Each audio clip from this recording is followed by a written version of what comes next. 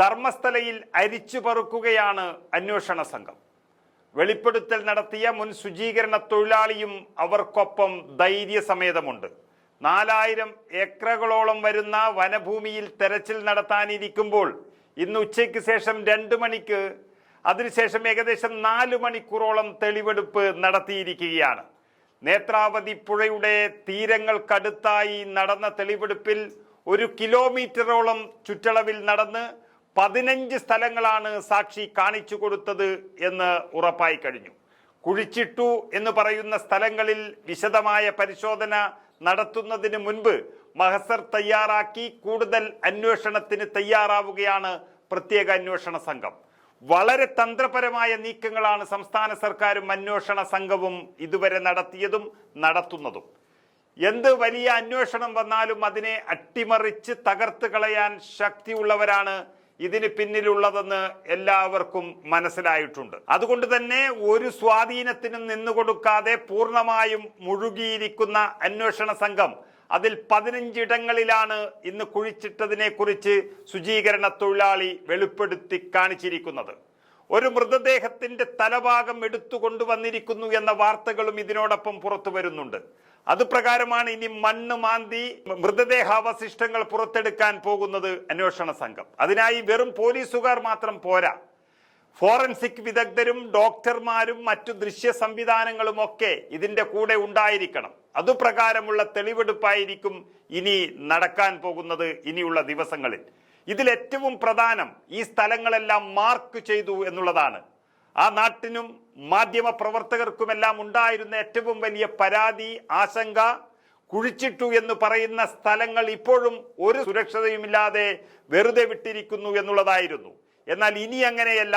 കാണിച്ചു കൊടുത്തിരിക്കുന്ന സ്ഥലങ്ങളെല്ലാം മാർക്ക് ചെയ്തു സീല് വെച്ച് വളരെ ബന്ദോബസ്തായി വെച്ചിരിക്കുകയാണ് പോലീസ്. അത് പോലീസ് നിരീക്ഷണത്തിൽ തന്നെ ആയിരിക്കുമെന്ന വാർത്തകളും പുറത്തു വരുന്നു. നേത്രാവതി പുഴയുടെ തീരങ്ങളിൽ നിന്നും ആരംഭിച്ച തെളിവെടുപ്പിൽ ഏകദേശം 15 ഇടങ്ങളിലാണ് കുഴിച്ചിട്ട ഇടങ്ങൾ കാണിച്ചു നൽകിയത് ശുചീകരണ തൊഴിലാളി. അതിനുശേഷം ധർമ്മസ്ഥലയിൽ നിന്നും 1 കിലോമീറ്റർ ദൂരെയുള്ള കല്ലേരിയിലേക്ക് തെളിവെടുപ്പിന് പോയിട്ടുണ്ട് എന്നാണ് അറിയുന്നത്. ആ തൊഴിലാളിയുടെ വെളിപ്പെടുത്തൽ പ്രകാരം അവിടെ ഒരു കുഞ്ഞിന്റെ മൃതദേഹം കുഴിച്ചിട്ടിരുന്നു എന്നാണ് പറഞ്ഞിരിക്കുന്നത്.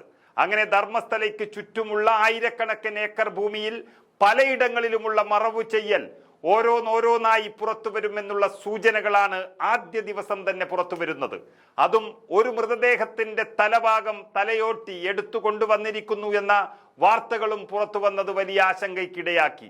അത് ആരുടേതാണെന്നൊന്നും തിരിച്ചറിയാനുള്ള അന്വേഷണവും നടക്കാനുണ്ട്. 15 വർഷം മുൻപേ ഉള്ള മൃതദേഹങ്ങളെല്ലാം കണ്ടെടുത്താൽ തന്നെ അതിൽ മരണകാരണം എന്താണെന്ന് തിരിച്ചറിയാനുള്ള ബുദ്ധിമുട്ടുകളും ഒരു പ്രതിസന്ധി ഉണ്ടാക്കുന്നു എന്ന് വിദഗ്ധർ പറയുന്നു. ആരുടെ നിർബന്ധത്തിലാണ് ഇത് നടത്തിയതെന്നും ആരുടെ ഭീഷണിയിലാണ് കുഴിച്ചിട്ടതെന്നൊക്കെയുള്ള അത് കാരണങ്ങൾ പറയേണ്ടി വരുമ്പോൾ അത് എത്തിച്ചേരുന്നത് ആരുടെ പേരിലേക്കാണ് എന്ന് ഉറപ്പുവരുത്തുന്നതുവരെ ആ നാടും സർക്കാരും ഉണർന്നു തന്നെ പ്രവർത്തിക്കേണ്ടതായിട്ടുണ്ട്.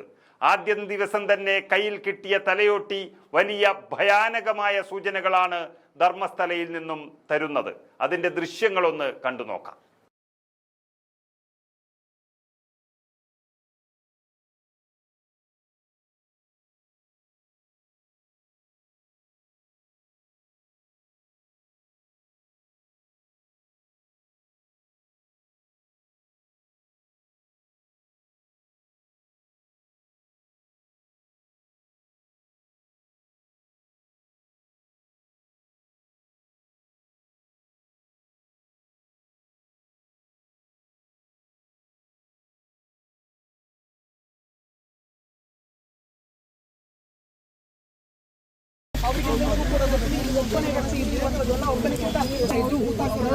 ಜಾಸ್ತಿ ಜನ ಇದ್ರು ಅಂತ ಕೂಡ ಮಾಹಿತಿ ಕೊಟ್ಟಿರೋದು. ಹಾಗಾಗಿ ಅವರಿಗೆ ಅವಕಾಶ ಗೊತ್ತಿದೆ. ಅವರು ಏನಾದರೂ ಅದನ್ನು ನಾಶ ಮಾಡಿ ಒಂದಷ್ಟು ಜನ ಕೂಡ